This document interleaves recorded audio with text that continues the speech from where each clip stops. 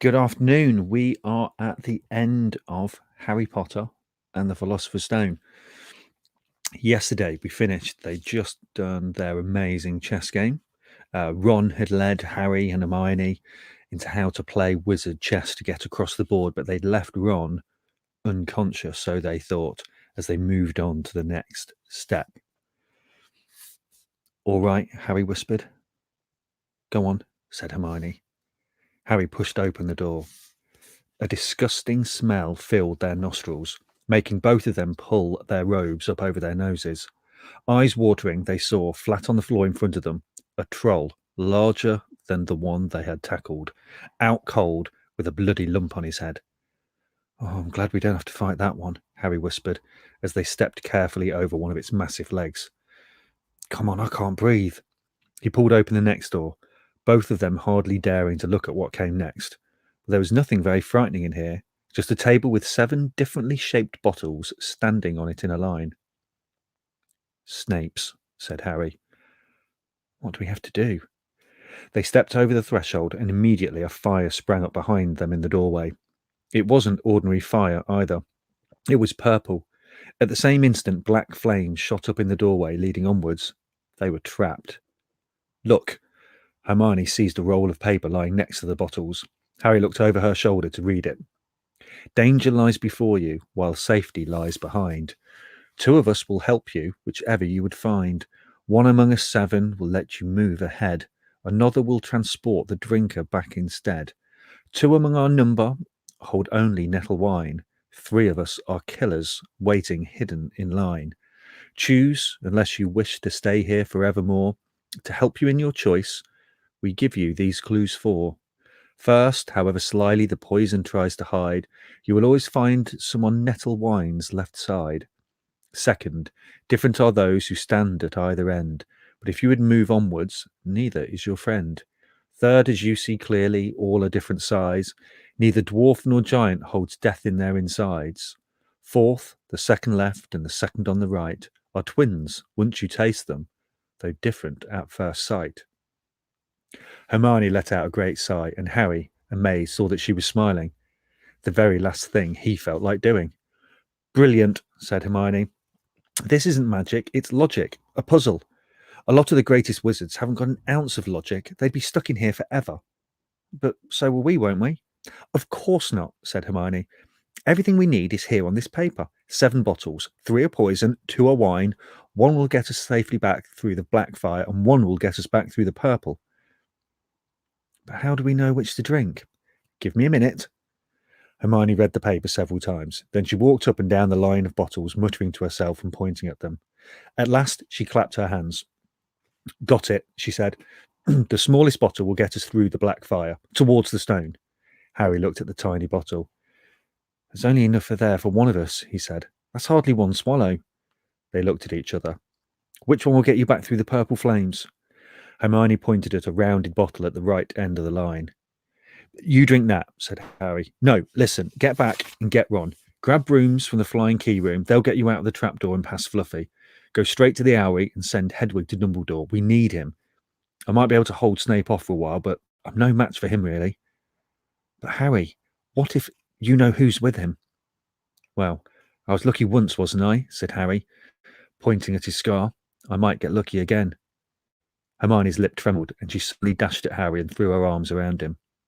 Hermione! Harry, you're a great wizard, you know. I'm not as good as you, said Harry, very embarrassed, as she let go of him. Me, said Hermione. Books and cleverness, there are more important things. Friendship and bravery and... Oh, Harry, be careful. You drink first, said Harry. You are sure which is which, aren't you? Positive, said Hermione. She took a long drink from the round bottle at the end and shuddered. It's not poison, said Harry anxiously. No, but it's like ice. Quick, go before it wears off. Good luck. Take care. Go. Hermione turned and walked straight through the purple fire.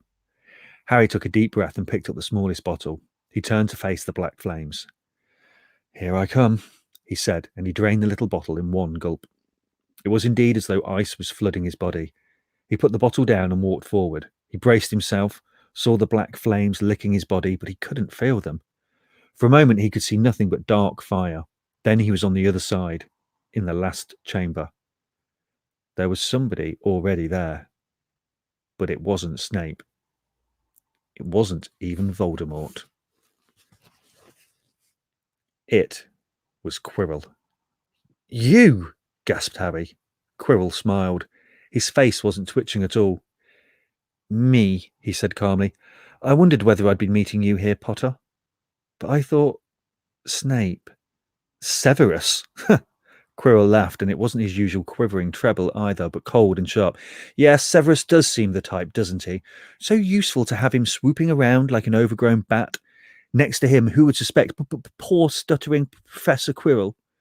Harry couldn't take it in. This couldn't be true, it couldn't. But Snape tried to kill me. No, I tried to kill you. Your friend Miss Granger accidentally knocked me over as she refused to set fire to Snape at that Quidditch match. She broke my eye contact with you. Another few seconds and I'd have got you off that broom. I'd have managed it before then if Snape hadn't been muttering a counter curse trying to save you. Snape was trying to save me? Of course, said Quirrell coolly. Why do you think he wanted to referee your next match? He was trying to make sure I didn't do it again. Funny, really. He needn't have bothered. I couldn't do anything with Dumbledore watching. All the other teachers thought Snape was trying to stop Gryffindor winning. He did make himself unpopular. And what a waste of time, when after all that, I'm going to kill you tonight. Quirrell snapped his fingers. Ropes sprang out of thin air and wrapped themselves tightly around Harry. You're too nosy to live, Potter. Scurrying around the school at Halloween like that. For all I knew, you'd see me coming to look at what was guarding the stone. You let the troll in. Certainly. I have a special gift with trolls. You must have seen what I did to the one in the chamber back there. Unfortunately, while everyone else was running around looking for it, Snape, who had already suspected me, went straight to the third floor to head me off. And not only did my troll fail to beat you to death, the three-headed dog didn't even manage to bite Snape's leg off properly. Now, wait quietly, Potter. I need to examine this interesting mirror. It was only then that Harry realised what was standing behind Quirrell. It was the mirror of Erised. This mirror is the key to finding the stone, Quirrell murmured, tapping his way around the frame. I trust Dumbledore to come up with something like this. But he's in London. I'll be far away by the time he gets back. All Harry could think of doing was to keep Quirrell talking and stop him concentrating on the mirror. I saw you and Snape in the forest, he blurted out. Yes, said Quirrell idly, walking around the mirror to look at the back. He was on to me by that time, trying to find out how far I'd got. He suspected me all along, tried to frighten me, as though he could, when I had Lord Voldemort on my side. Quirrell came back from around the mirror and stared hungrily into it. I see the stone. I'm presenting it to my master. But where is it? Harry struggled against the ropes binding him, but they didn't give. He had to keep Quirrell from giving his whole attention to the mirror. But Snape always seemed to hate me so much. Oh, he does, said Quirrell casually. Heavens, yes, he was at Hogwarts with your father. Didn't you know? They loathed each other. But he never wanted you dead. But I heard you a few days ago sobbing. I thought Snape was threatening you. For the first time, a spasm of fear flitted across Quirrell's face. Sometimes I find it hard to follow my master's instructions. He is a great wizard, and I am weak. You mean he was there in the classroom with you? Harry gasped. He is with me wherever I go, said Quirrell quietly. I met him when I travelled around the world, a foolish young man I was then, full of ridiculous ideas about good and evil. Lord Voldemort showed me how wrong I was. There is no good and evil. There is only power, and those too weak to see it. Since then, I have served him faithfully. Although I've let him down many times, he has had to be very hard on me. He does not forgive mistakes easily.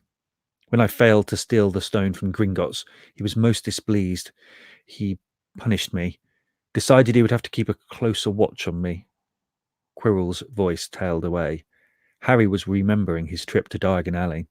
How could he have been so stupid? He'd seen Quirrell there that very day, shaken hands with him in the leaky cauldron. Quirrell cursed under his breath. I don't understand. Is the stone inside the mirror?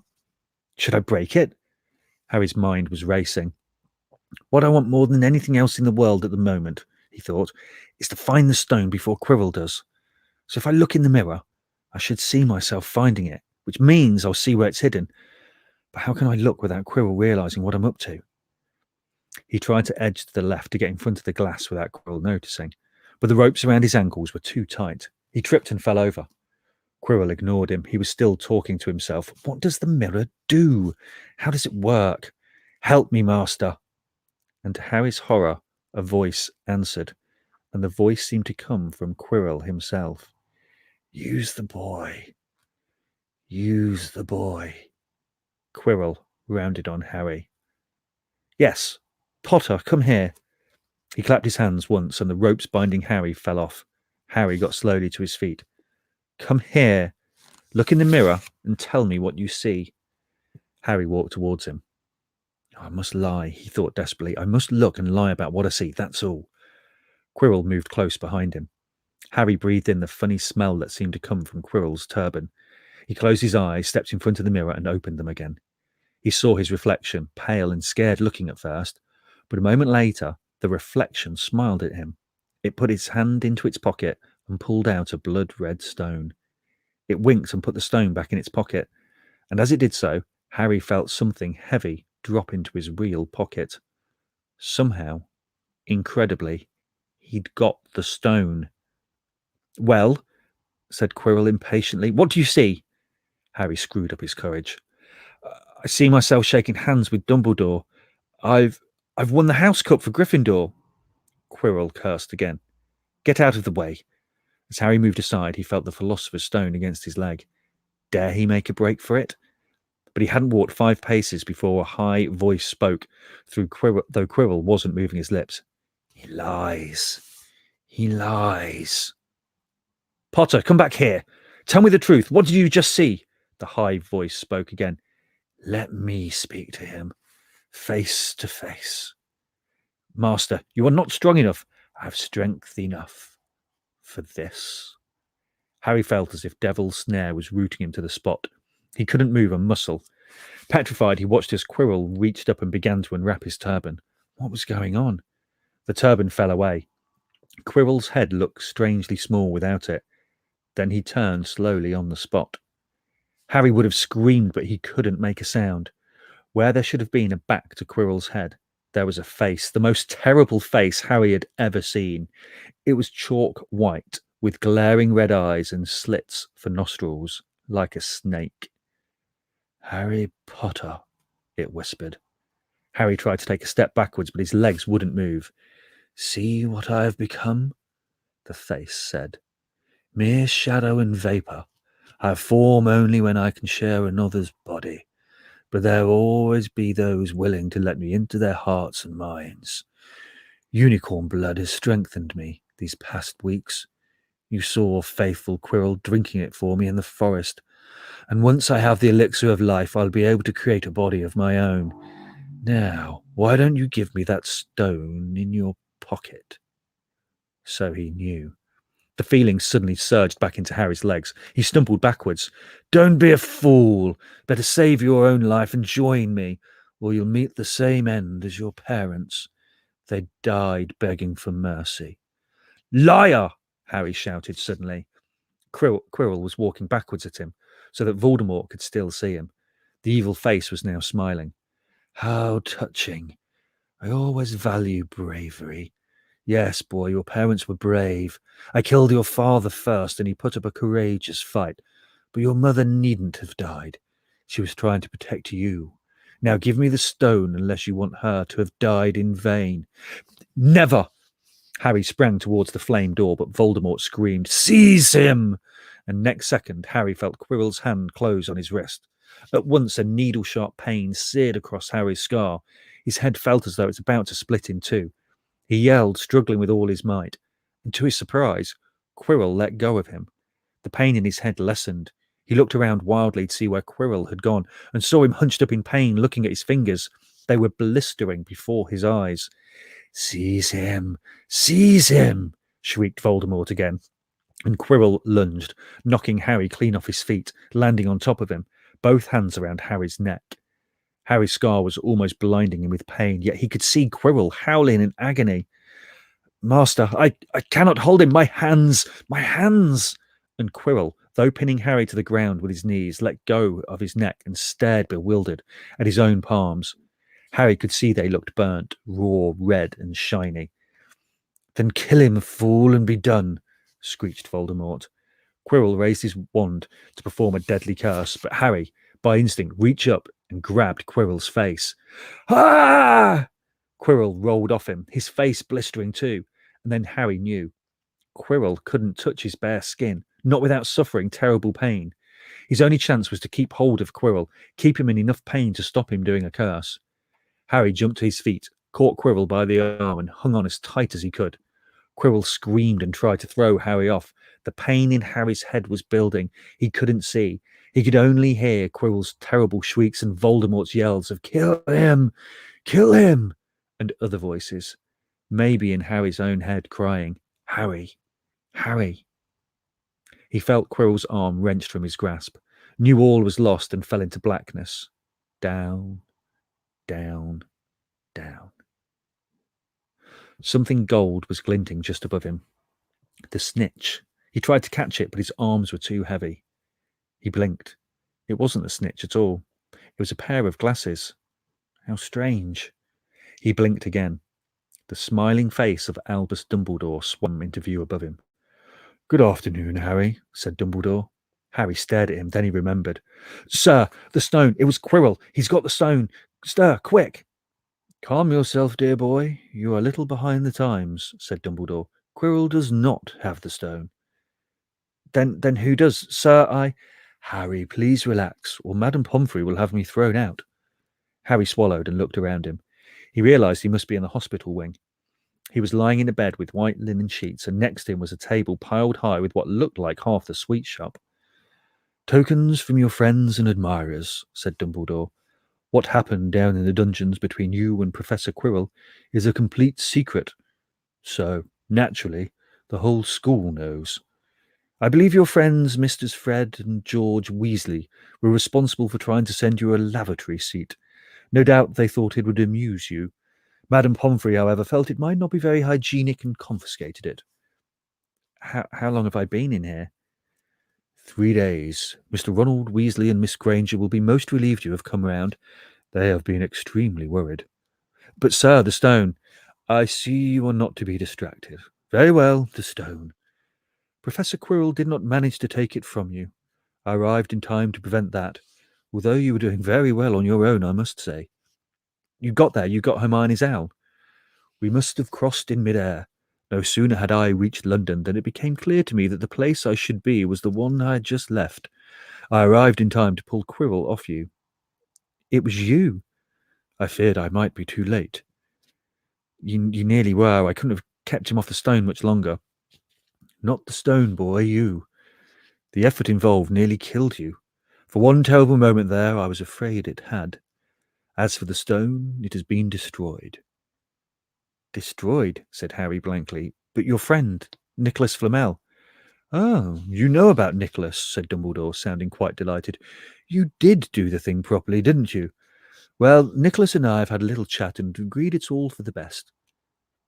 But that means he and his wife will die, won't they? They have enough elixir stored to set their affairs in order, and then, yes, they will die. Dumbledore smiled at the look of amazement on Harry's face. To one as young as you, I'm sure it seems incredible, but to Nicholas and Perenelle, it really is like going to bed after a very, very long day. After all, to the organized mind, death is but the next great adventure. You know, the stone was really not such a wonderful thing. As much money and life as you would want. The two things most human beings would choose above all. The trouble is, humans do have a knack of choosing precisely those things which are worst for them. Harry lay there, lost for words. Dumbledore hummed a little and smiled at the ceiling. Sir, said Harry, I've been thinking, even if the stone's gone, I mean, you know who. Call him Voldemort, Harry. Always use the proper name for things. Fear of a name increases fear of the thing itself. Yes, sir. Well, Voldemort's going to try other ways of coming back, isn't he? I mean, He hasn't gone, has he? No, Harry, he has not. He is still out there somewhere, perhaps looking for another body to share. Not truly alive, he cannot be killed. He left Quirrell to die, so he shows just as little mercy to his followers as his enemies. Nevertheless, Harry, while you may only have delayed his return to power, it will merely take someone else who is prepared to fight what seems a losing battle next time. And if he's delayed again and again, why, he may never return to power. Harry nodded, but stopped quickly because it made his head hurt. Then he said, Sir, there are some other things I'd like to know, if you can tell me. Things I want to know the truth about. The truth, Dumbledore sighed. It is a beautiful and terrible thing, and should therefore be treated with great caution. However, I shall answer your questions unless I have a very good reason not to, in which case I'll beg you forgive me. I shall not, of course, lie. Well, Dumbledore said that he only killed my mother because she tried to stop him killing me. But why would he want to kill me in the first place? Dumbledore sighed very deeply this time. Alas, the first thing you ask, I cannot tell you. Not today. Not now. You will know one day. Put it from your mind for now, Harry. When you are older, I know you hate to hear this. When you are ready, you will know. And Harry knew it'd be no good to argue. But why couldn't Quirrell touch me? Your mother died to save you. If there is one thing Voldemort cannot understand, it is love. He didn't realize that love, as powerful as your mother's for you, leaves its own mark. Not a scar, no visible sign. To have been loved so deeply, even though the person who loved us is gone, will give us some protection forever. It is in your very skin. Quirrell, full of hatred, greed, and ambition, sharing his soul with Voldemort, could not touch you for this reason. It was agony to touch a person marked by something so good. Dumbledore now became very interested in a bird out on the windowsill, which gave Harry time to dry his eyes on the sheet. When he had found his voice again, Harry said, And the invisibility cloak? Do you know who sent it to me? Ah, your father happened to leave it in my possession, and I thought you might like it. Dumbledore's eyes twinkled. Useful things. Your father used it mainly for sneaking off to the kitchens to steal food when he was here. And there's something else. Far away. Quirrell said Snape, Professor Snape, Harry. Yes, him. Quirrell said he hates me because he hated my father. Is that true? Well, they did rather detest each other, not unlike yourself and Mr. Malfoy. And then your father did something Snape would never forgive. What? He saved his life. What? Yes, said Dumbledore dreamily. Funny the way people's minds work, isn't it? Professor Snape couldn't bear being in your father's debt. I do believe he worked so hard to protect you this year because he felt that would make him and your father quits. Then he could go back to hating your father's memory in peace. Harry tried to understand this, but it made his head pound, so he stopped. And, sir, there's one more thing. Just the one? How did I get the stone out of the mirror? Ah, now that I'm glad you asked me. It was one of my more brilliant ideas, and between you and me, that's saying something. You see, only the one who wanted to find the stone, find it but not use it, would be able to get it. Otherwise, they just see themselves making gold or drinking elixir of life. My brain surprises even me sometimes. Now, enough questions. I suggest you make a start on these sweets. Ah, Bertie Bott's ever-flavoured beans. I was unfortunate enough in my youth to come across a vomit-flavoured one, and since then I'm afraid I've rather lost my liking for them. But I think I'll be safe with a nice toffee, don't you? He smiled and popped the golden brown bean into his mouth. Then he choked and said, Alas, earwax. Madame Pomfrey the matron was a nice woman, but very strict. Just 5 minutes, Harry pleaded. Absolutely not. You let Professor Dumbledore in? Well, of course, that was the headmaster. Quite different. You need rest. I am resting. Look, lying down and everything. Oh, go on, Madame Pomfrey. Oh, very well, but 5 minutes only. And she let Ron and Hermione in. Harry! Hermione looked ready to fling her arms around him again, but Harry was glad she held herself in, as his head was still very sore. Oh, Harry, we were sure you were going to... Dumbledore was so worried. The whole school's been talking about it, said Ron. What really happened? It was one of those rare occasions when the true story is even more strange and exciting than the wild rumours. Harry told them everything: Quirrell, the mirror, the stone, and Voldemort. Ron and Hermione were a very good audience. They gasped in all the right places, and when Harry told them what was under Quirrell's turban, Hermione screamed out loud. So, the stone's gone, said Ron finally. Flamel's just going to die. That's what I said, but Dumbledore thinks that, what was it? To the well-organised mind, death is but the next great adventure. I always said he's off his rocker, said Ron, looking quite impressed at how mad his hero was. So, what happened to you two? Said Harry. Well, I got back all right, said Hermione. I brought Ron round. That took a while, and we were dashing up to the owlery to contact Dumbledore when we met him in the entrance hall. He already knew. He just said, Harry's gone after him, hasn't he? And hurtled off to the 3rd floor. Do you think he meant you to do it? Said Ron. Sending you your father's cloak and everything. Well, Hermione exploded, if he did, I mean to say, that's terrible. You could have been killed. No, it isn't, said Harry thoughtfully. He's a funny man, Dumbledore. I think he sort of wanted to give me a chance. I think he knows more or less everything that goes on here, you know. I reckon he had a pretty good idea we were going to try, and instead of stopping us, he just taught us enough to help. I don't think it was an accident he let me find out how the mirror worked. It's almost like he thought I had the right to face Voldemort if I could. Yeah, Dumbledore's barking all right, said Ron proudly. Listen, you've got to be up for the end-of-year feast tomorrow. The points are all in and Slytherin won, of course. You missed the last Quidditch match. We were steamrolled by Ravenclaw without you. But the food will be good. At that moment, Madame Pomfrey bustled over.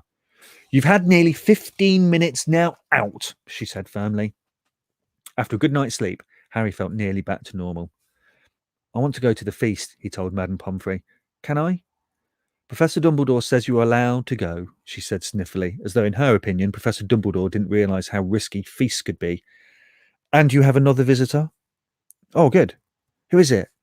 Hagrid sidled through the door as he spoke. As usual, when he was indoors, Hagrid looked too big to be allowed. He sat down next to Harry, took one look at him, and burst into tears. It's all my fault, he sobbed, his face in his hands. I told the evil how to get past Fluffy. I told him. It was the only thing he didn't know, and I told him. You could have died. All for a dragon egg. Or I'll never drink again. Or should I be chucked out and made to live as a muggle?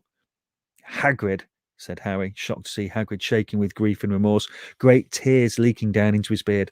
Hagrid, he'd have found out somehow. This is Voldemort we're talking about. He'd have found out even if you hadn't told him. You could have died. And don't say the name. Voldemort, Harry bellowed, and Hagrid was so shocked he stopped crying. I've met him, and I'm calling him by his name. Please cheer up, Hagrid. We saved the stone. It's gone. He can't use it. Have a chocolate frog. I've got loads. Hagrid wiped his nose on the back of his hand and said, Well, that reminds me. I've got you a present. It's not a stout sandwich, is it? Said Harry anxiously, and at last Hagrid gave a weak chuckle. Nah, Dumbledore gave me the day off yesterday to fix it. Of course, he should have sacked me instead. Anyway, got you this. It seemed to be a handsome leather-covered book. Harry opened it curiously. It was full of wizard photographs. Smiling and waving him from every page were his mother and father.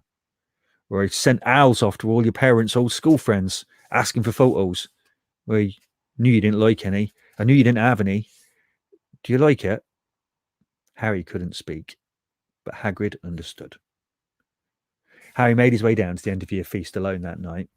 He'd been held up by Madame Pomfrey's fussing about, insisting on giving him one last check-up, so the great hall was already full. It was decked out in the Slytherin colours of green and silver to celebrate Slytherin's winning the House Cup for the 7th year in a row. A huge banner showing the Slytherin serpent covered the wall behind the high table. When Harry walked in, there was a sudden hush, and then everybody started talking loudly at once. He slipped into a seat between Ron and Hermione at the Gryffindor table and tried to ignore the fact that people were standing to look at him. Fortunately, Dumbledore arrived moments later. The babble died away. Another year gone, Dumbledore said cheerfully, and I must trouble you with an old man's wheezing waffle before we sink our teeth into our delicious feast. What a year it has been. Hopefully your heads are a little fuller than they were. You have the whole summer ahead to get them nice and empty before next year starts. Now, as I understand it, the House Cup here needs awarding, and the points stand thus. In fourth place, Gryffindor with 312 points. In third, Hufflepuff with 352. Ravenclaw have 426, and Slytherin 472. A storm of cheering and stamping broke out from the Slytherin table. Harry could see Draco Malfoy banging his goblet on the table. It was a sickening sight. Yes, yes, yes, well done, Slytherin, said Dumbledore. However, recent events must be taken into account. The room went very still. The Slytherin smiles faded a little. I have a few last-minute points to dish out. First, let me see. Yes, to Mr. Ronald Weasley. Ron went purple in the face. He looked like a radish with bad sunburn. For the best played game of chess Hogwarts has seen in many years, I award Gryffindor 50 points. Gryffindor cheers nearly raised the bewitched ceiling. The stars overhead seemed to quiver. Percy could be heard telling the other prefects, my brother, you know, my youngest brother, got past McGonagall's giant chess set. At last there was silence again. Second, to Miss Hermione Granger, for the use of cool logic in the face of fire, I award Gryffindor House 50 points. Hermione buried her face in her arms. Harry strongly suspected she had burst into tears. Gryffindors, up and down the table, were beside themselves. They were 100 points up. Third, to Mr. Harry Potter, said Dumbledore. The room went deadly quiet. For pure nerve and outstanding courage, I award Gryffindor House 60 points. The din was deafening. Those who could add up while yelling themselves hoarse knew that Gryffindor now had 472 points, exactly the same as Slytherin. They had drawn for the House Cup. If only Dumbledore had given Harry just one more point. Dumbledore raised his hand. The room gradually fell silent. There are all kinds of courage, said Dumbledore, smiling. It takes a great deal of bravery to stand up to our enemies, but just as much to stand up to our friends. I therefore award 10 points to Mr. Neville Longbottom. Someone standing outside the great hall might well have thought some sort of explosion had taken place. So loud was the noise that erupted from the Gryffindor table. Harry, Ron, and Hermione stood up to yell and cheer as Neville, white with shock, disappeared under a pile of people hugging him. He had never won so much as a point for Gryffindor before. Harry, still cheering, nudged Ron in the ribs and pointed at Malfoy, who couldn't have looked more stunned and horrified if he just had the body bind curse put on him.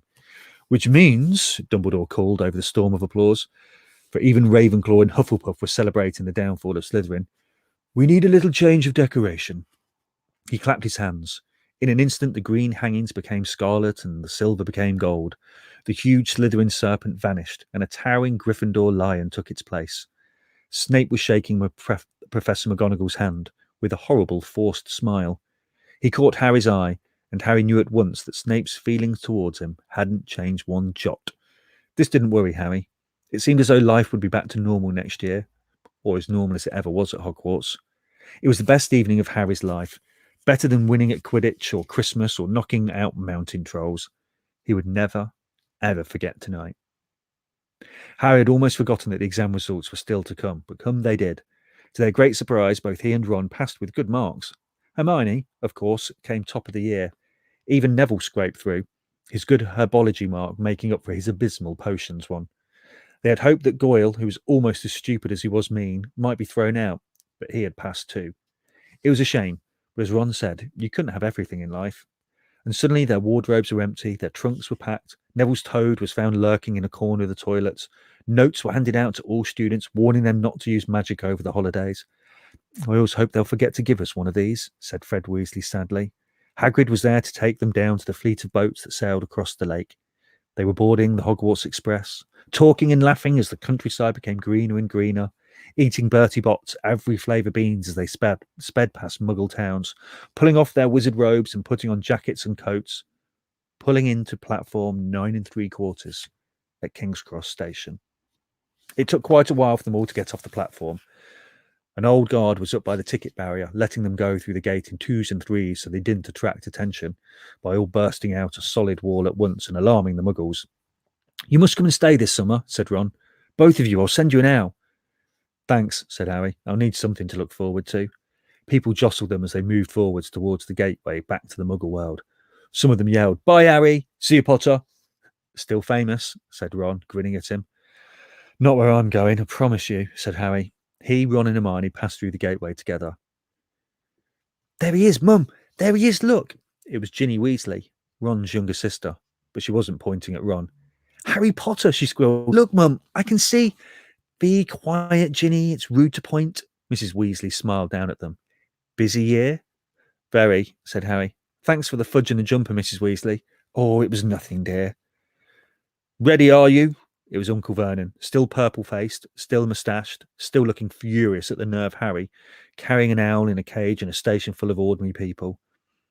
Behind him stood Aunt Petunia and Dudley, looking terrified at the very sight of Harry. "You must be Harry's family," said Mrs. Weasley.